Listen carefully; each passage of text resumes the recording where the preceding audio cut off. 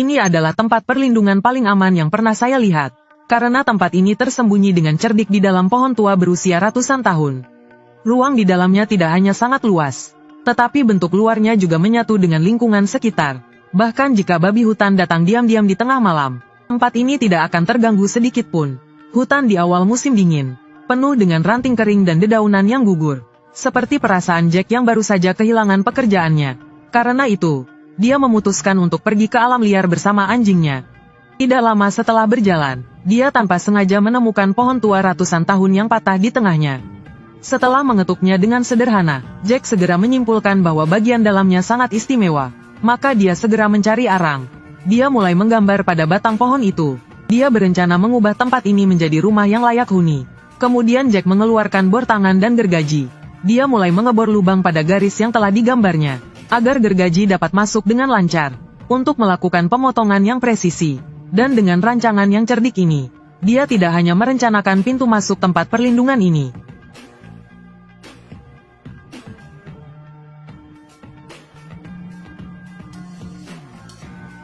Setelah membuka papan kayu yang tebal, keadaan di dalamnya benar-benar seperti yang Jack bayangkan. Dia hanya perlu membersihkan kayu busuk yang sudah lama, dan dapat memotong pintu belakang dengan cara yang sama. Dan dengan dasar ini, dia perlahan memperluas menjadi tempat perlindungan bawah tanah.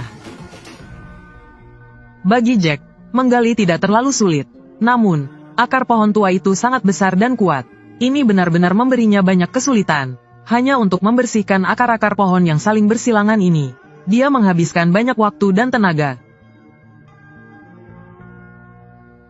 Untungnya, anak ini memiliki kekuatan alami.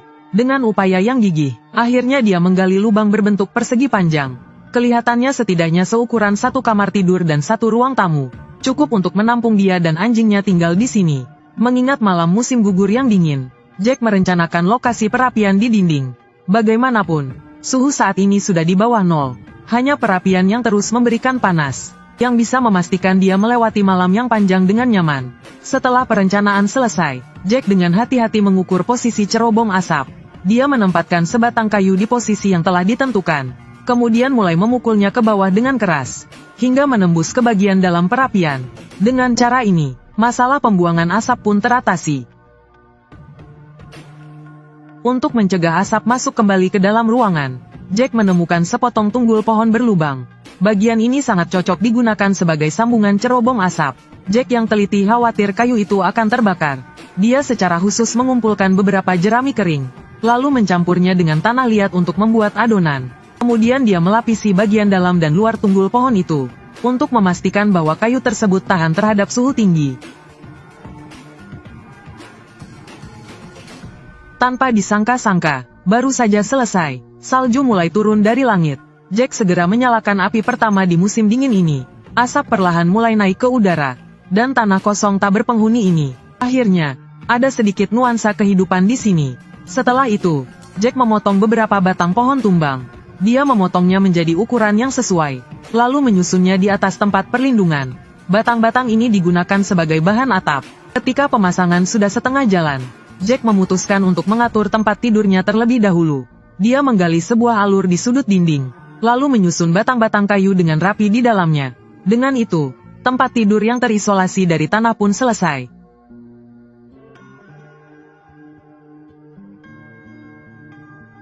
Setelah istirahat singkat, Jack melanjutkan pekerjaan membangun atap.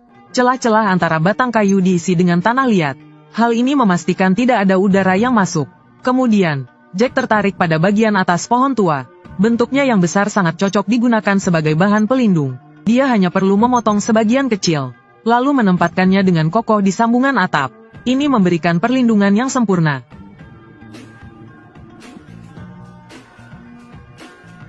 Bagian atas batang pohon juga perlu ditutup, setelah melapisinya dengan tanah liat.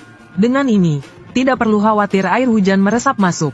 Tentu saja, celah di sambungan juga tidak boleh dilupakan. Semua celah diisi dengan tanah liat oleh Jack. Akhirnya, dia menutupi atap dengan lapisan tanah. Ini sangat meningkatkan isolasi panas tempat perlindungan. Untuk membuatnya menyatu dengan lingkungan sekitar, Jack sengaja menaburkan beberapa daun kering. Dengan cara ini, meskipun ada orang yang lewat, akan sulit menyadari bahwa ada ruang rahasia yang tersembunyi di sini. Adapun pintu depan, itu jauh lebih sederhana, hanya perlu sedikit memodifikasi papan kayu yang pertama dipotong, menambahkan pegangan, dan pintu pun terpasang. Tentu saja, material asli lebih cocok dan sempurna. Setelah semuanya selesai, Jack akhirnya bisa pindah dan tinggal di sini. Dia menambahkan cukup kayu ke perapian. Setelah bekerja seharian, Jack siap untuk makan malam. Kentang dipotong menjadi beberapa bagian, ditambahkan air, lalu dimasak perlahan di perapian. Sambil menunggu, dia juga menyiapkan semangkuk daging cincang. Setelah menambahkan beberapa bumbu, dia mencampurnya hingga merata, kemudian membentuknya menjadi bakso dan memasukkannya ke dalam panci. Hanya dalam beberapa saat, makan malam lezat pun sudah siap.